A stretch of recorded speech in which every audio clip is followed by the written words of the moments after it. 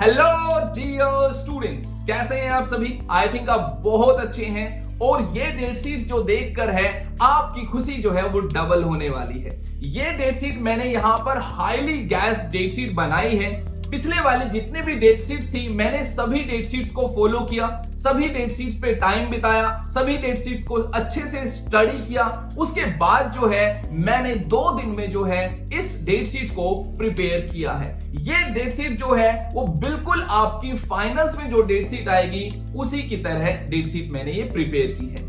जिस तरीके से वो पेपर्स को अरेंज करते हैं उसी तरीके से मैंने यहां पर पेपर्स को अरेंज किया है। जितने डेज हमारे किसी पेपर की प्रिपरेशंस के लिए हमें चाहिए होते हैं उतने ही डेज मैंने यहां पर गैप रखा है। इस डेट शीट का बनाने के मेरे 2 मोटिव्स हैं। द फर्स्ट मोटिव इज कि मैं आपको मोटिवेट कर दूं and the second motive is कि मैं आपको स्टडी की तरफ डाइवर्ट कर दूं। यू नो कि अब से जो है हमें स्टडी में जो है वो एक बार के लिए एंट्री लेनी पड़ेगी। यू नो क्यों?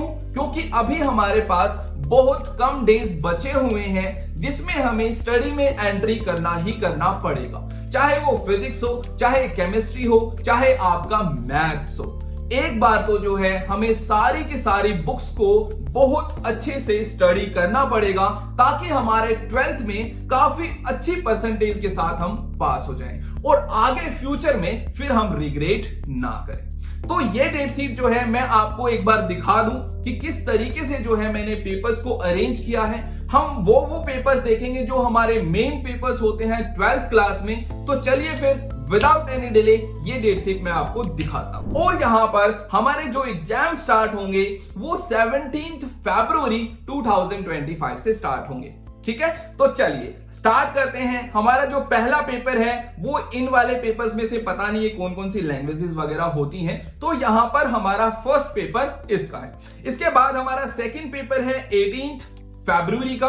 18 फरवरी के बाद हमारा पेपर है नेक्स्ट 20 फरवरी का। 20 फरवरी के बाद हमारा एक मेन पेपर यहां पर आता है। जिन भी बच्चों के पास हिंदी है वो है उनका जो पेपर है वो 21 फरवरी को है। तो आप एक बार चाहे तो नोट कर सकते हैं, ठीक है, ये देखने के लिए कि भाई ये कितनी हाईली गैस बनाई है सर ने, है ना। और मुझे जहां तक लगता है 95 से लेकर 90 से 95 जो है वो ये मैच करेगी ही करेगी, डेफिनेटली श्योर है, क्योंकि मैंने इस पे काफी ज्यादा टाइम बिताया है। And the next paper is 22 फरवरी। 22 फरवरी को हमारा डिजाइन, इलेक्ट्रॉनिक्स एंड हार्डवेयर वगैरह वगैरह जिसके भी पास सब्जेक्ट्स हैं उनके पेपर्स हैं। इसके बाद हम चलते हैं नेक्स्ट हमारा 24 फरवरी को है।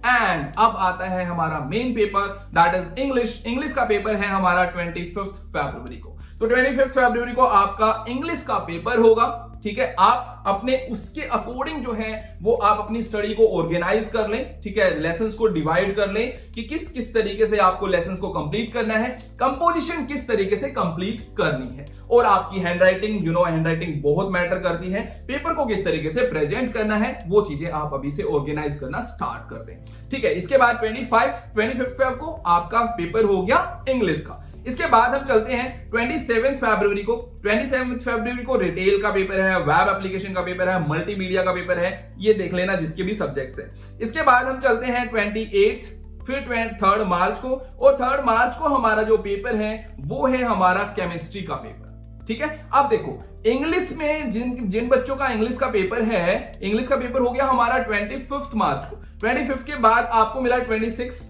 27, 28 एंड 1 एंड 2, यानी 5 डेज हमें मिलेंगे केमिस्ट्री की प्रिपरेशंस के लिए। यू नो जब हमें 5 डेज का गैप मिलता है ना तो वो हमारे लिए काफी मतलब बहुत ज्यादा हेल्पफुल होता है, क्योंकि उसमें जो है उन 5 डेज में हमें बाकी सब्जेक्ट्स पे कंसंट्रेट नहीं करना, सिर्फ और सिर्फ अपने को क्या पढ़ना है, केमिस्ट्री पढ़ना है। और यू नो कि जब हम एक सब्जेक्ट पे फोकस करते हैं और जो कि हमने पूरे साल पढ़ा हुआ है, ऐसा नहीं है कि हमने नहीं पढ़ा हुआ, तो हम उसमें काफी अच्छे मार्क्स लेकर आ सकते हैं, राइट, ऑफ कोर्स। तो हमारा 25 मार्च को कौन सा पेपर है? इंग्लिश का पेपर होगा। एंड 3 मार्च को हमारा जो पेपर होगा वो हमारा केमिस्ट्री का होगा। इसके बाद हम 4 मार्च को चलते हैं। 4 मार्च को पेपर है हमारा मेडिकल डायग्नोसिस वगैरह वगैरह वगैरह, ठीक है। इसके बाद हमारा 6 मार्च को जो पेपर है वो है हमारा ज्योग्राफी का पेपर, यानी जिनके पास आर्ट्स है, ह्यूमैनिटीज है यू कैन से, एंड उनका पेपर जो रहेगा वो 6 मार्च को रहेगा 2025। ओके, इसके बाद हम चलते हैं योगा। योगा भाई किसी के पास है, कोई करता है प्राणायाम, तो देख लें पेपर कब है।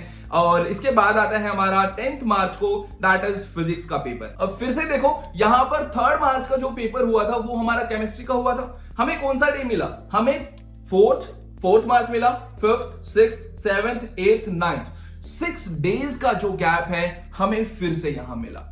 और यू नो कि ऑफ कोर्स डेफिनेटली श्योर है जितने भी हमारे मेन पेपर्स होते हैं उसमें हमें काफी अच्छा गैप जो है वो देखने के लिए मिलेगा, राइट?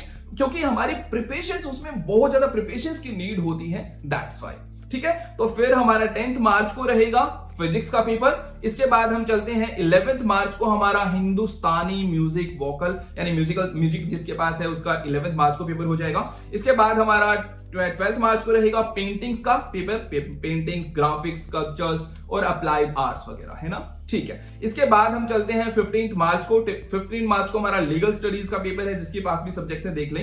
एंड 17th मार्च को हमारा पेपर रहेगा मैथमेटिक्स का, ठीक है। अब हम देखते हैं मैथमेटिक्स में भी हमें कितने डेज मिले हैं। मैथमेटिक्स में हमें डेज मिले हैं 10th मार्च को हमारा फिजिक्स का पेपर हो जाएगा। और फिजिक्स के पेपर के बाद हम देखते हैं हमें कितने डेज मिले हैं।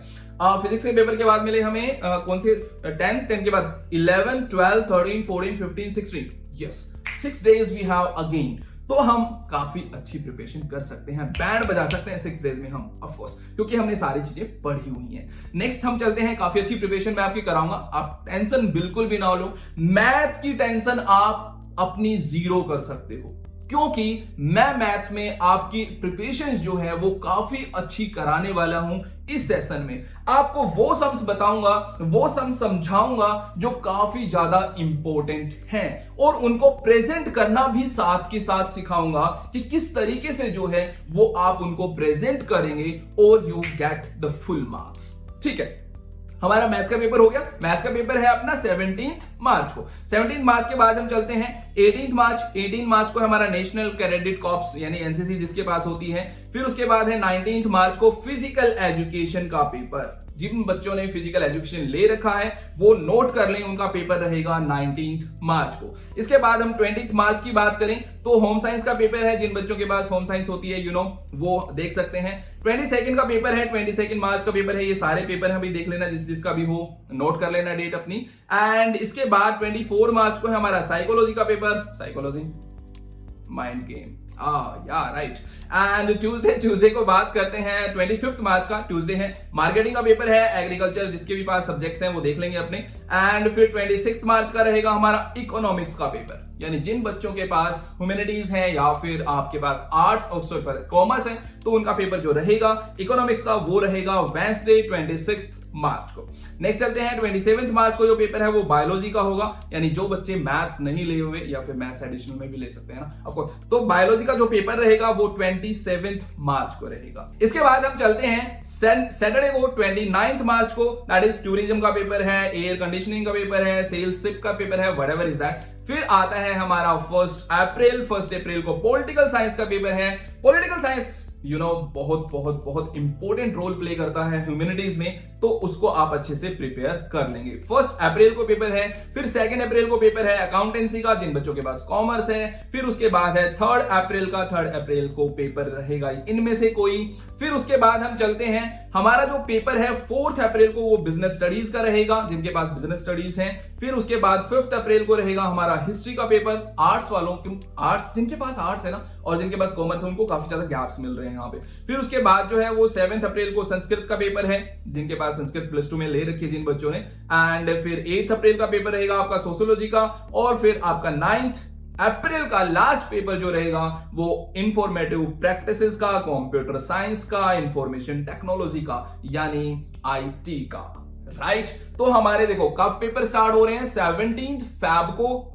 मुझे लगता है कि साइंस वालों के तो पहले ही खत्म हो जाएंगे, है ना, ऑफ कोर्स। तो मोस्टली जो पेपर हमारा जो पेपर एग्जाम्स डेट चलेंगे वो चलेंगे 17 फेब से लेकर और हमारे 9 अप्रैल तक, ये हमारा एग्जाम पीरियड रहेगा। तो please students be prepared for your exams. अभी से जो है वो प्रिपरेशंस करना स्टार्ट कर दें। मैथ्स की टेंशन बिल्कुल भी ना लें, मैं आपकी help as well as physics और केमिस्ट्री में भी करूंगा, बट मेरी सबसे ज्यादा जो आप लोगों के लिए हेल्प रहेगी वो रहेगी मैथ्स में। मैथ्स में हम जो है वो भाई बिल्कुल भी एक भी क्वेश्चन पेपर में ऐसा नहीं छोड़कर आएंगे जो हमें ना आता हो। ऑफ कोर्स आपको हर एक क्वेश्चन आता होगा, मैं पूरा फोर्स लगाऊंगा आपके साथ, बस आपको जो है प्रिपेयर करते जाना है मेरे साथ, राइट? तो चलिए मिलते हैं फिर नेक्स्ट वीडियो में नेक्स्ट कंसेप्ट के साथ, तब तक के लिए बाय।